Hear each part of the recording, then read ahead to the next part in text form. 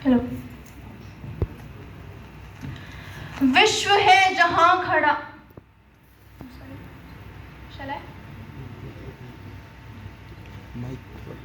विश्व है जहां खड़ा वो युद्ध का कगार है, ढेर है बारूद का और एटमी अंगार है। जी हाँ मान्यवर, विश्व है जहां खड़ा वो युद्ध का कगार है, ढेर है बारूद का और एटमी अंगार है। वैश्विक विभीषिकाओं पर मौन रहे संयुक्त राष्ट्र का शायद यही विचार है। जी हाँ मान्यवर, संयुक्त राष्ट्र का शायद यही विचार है। सम्मानित मंच को मेरा नमन, परम सुधीर निर्णायक मंडल व प्रबुद्ध श्रोतागणों को मेरा नमस्कार और कुतर्कों के बेहतरीन तीरंदाज मेरे विपक्षी साथियों को मेरा सलाम। आज मैं आप सभी के समक्ष सदन के निर्धारित विषय कि संयुक्त राष्ट्र अपनी प्रासंगिकता खो रहा है के पूर्णतः पक्ष में अपनी विचाराभिव्यक्ति हेतु यहाँ उपस्थित हूँ। मान्यवर, मनुष्य एक सामाजिक प्राणी है और अपनी प्रकृति के अनुकूल मैंने, आपने और शायद हम सभी ने एक स्वप्न देखा था।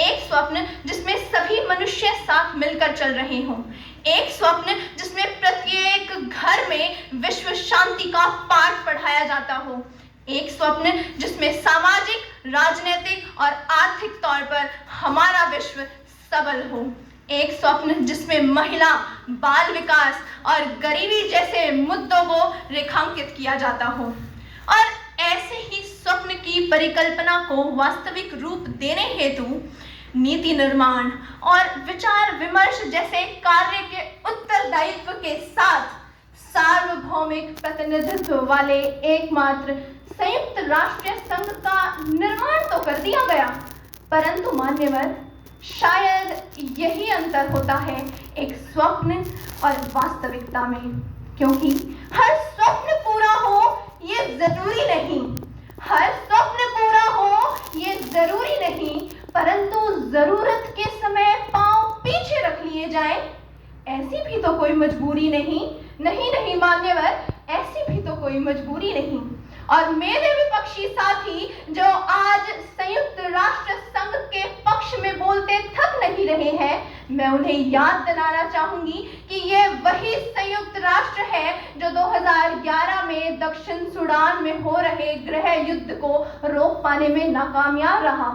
ये वही संयुक्त राष्ट्र है जो 1970 में परमाणु अप्रसार संधि पर 190 देशों के हस्ताक्षर लेने के बावजूद आज तक परमाणु भंडार और विनाशकारी यंत्रों को रोकने में असफल रहा है। जी हाँ मान्यवर, ये वही संयुक्त राष्ट्र है जिसके 5 स्थायी देश ही विश्व भर की 75% से अधिक विध्वंसकारी यंत्रों को बनाने और निर्यात कर विश्व को तीसरे विश्व युद्ध के पथ की ओर अग्रसर कर रहा है।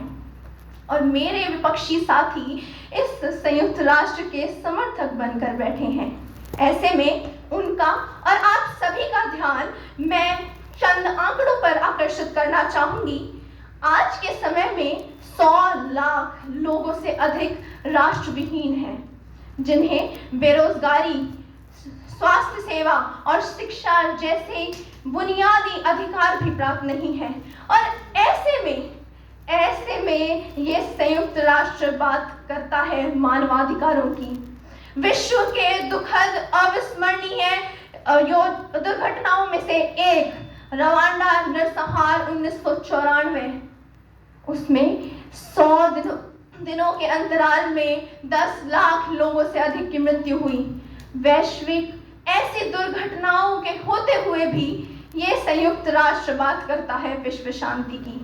और वैश्विक स्तर पर जब कार्बन उत्सर्जन की बात की गई तो तर्कों और कुतर्कों के साथ विकास के स्तर को आधार बनाकर, जी हाँ मान्यवर, विकास के स्तर को आधार बनाकर कार्बन उत्सर्जन को अनुमति दी गई। और ऐसे में फिर ये बात करते हैं पर्यावरण संरक्षण की। इतना ही नहीं महोदय, कश्मीरी मुद्दे पर भी संयुक्त राष्ट्र का पाखंड अविश्वसनीय रहा है। देखा जाए तो जून 2018 में संयुक्त राष्ट्र मानवाधिकार उच्चायुक्त ने एक प्रतिवेदन जारी किया जिसमें भारत को तो मानवाधिकारों के उल्लंघन का दोषी ठहराया गया और पाकिस्तान के आतंकी दलों को सशस्त्र समूह बताया गया। लेकिन खबरों के अनुसार जब बात की गहराई में जाकर देखा गया तो एक पाकिस्तानी इस प्रतिवेदन के निर्माण में शामिल था। अब सदन के पक्ष में हाथ लहराते हुए मान्यवर यह बात कहने में कोई शक नहीं कि जब पाकिस्तान जैसा देश आज संयुक्त राष्ट्र की प्रतिवेदनों में हस्तक्षेप कर सकता है तो आज के समय विश्व की स्थिति चिंताजनक है। देखिए चारों ओर, मान्यवर देखिए चारों ओर, महामारी है, भूखमरी है, गरीबी है, मंदी है, असुरक्षा है, अशांति है, निस्सहार है, बाढ़ है, आतंकवाद है, युद्ध है।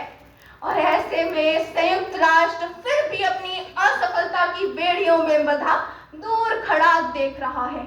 इसीलिए संयुक्त राष्ट्र अपनी प्रासंगिकता खो रहा है। मैं इसके पक्ष में खड़ी होती हूँ तब जब रूस यूक्रेन युद्ध जो पिछले 25 महीनों से अधिक से चल रहा है वह विश्व की अर्थव्यवस्था और शांति पर नकारात्मक प्रभाव डालता है, लेकिन ये संयुक्त राष्ट्र मूक दर्शक बना खड़ा रहता है। मैं आज के विषय के पक्ष में खड़ी होती हूँ तब जब समकालीन समय की वास्तविकताओं को ध्यान रखते हुए उसके अनुसार शक्ति वितरण की प्रतिनिधित्व करते हुए चंद देशों के हाथों में वीटो पावर थमाकर यही संयुक्त राष्ट्र वैश्विक स्तर पर भेदभाव करता है। मैं आज के पक्ष में खड़ी होती हूँ तब जब मैं देखती हूँ कि इसके निर्माण के आज 80 वर्षों बाद भी, आज मान्यवर 80 वर्षों के बाद भी जहां दुनिया भूगोल से खगोल तक बदल चुकी है, लेकिन इसके बुनियादी ढांचे में कोई साहसिक बदलाव नहीं लाया गया। मान्यवर, मैं संयुक्त राष्ट्र की प्रासंगिकता में कमी हो रही है इस बात के पक्ष में खड़ी होती हूँ तब जब संयुक्त राष्ट्र कार्य प्रणाली में जवाबदेही और नियमों को सरल बनाना, प्रबंधकों और कार्यकर्ताओं के लिए कोई भी प्रावधान दूर दूर तक देखने को नहीं मिलता। अंत में वैचारिक पटाक्षेप करने से पूर्व मैं बस इतना कहना चाहूंगी, मान्यवर गौर कीजिएगा कि अपने वैचारिक पटाक्षेप करने से पूर्व इतना कहना चाहूंगी कि अरे इंसानों, उठो, जागो, सोचो, ये क्या हो रहा है? उठो, जागो, सोचो, ये क्या हो रहा है? पल पल, जगह जगह इंसान अब जिंदा लाश हो रहा है और आज देश की तो दूर की बात, ये संयुक्त राष्ट्र ही अपनी प्रासंगिकता खो रहा है। जी हाँ मान्यवर, ये संयुक्त राष्ट्र ही अपनी प्रासंगिकता खो रहा है। ये क्या हो रहा है? विश्व में क्या हो रहा है? बहुत बहुत धन्यवाद।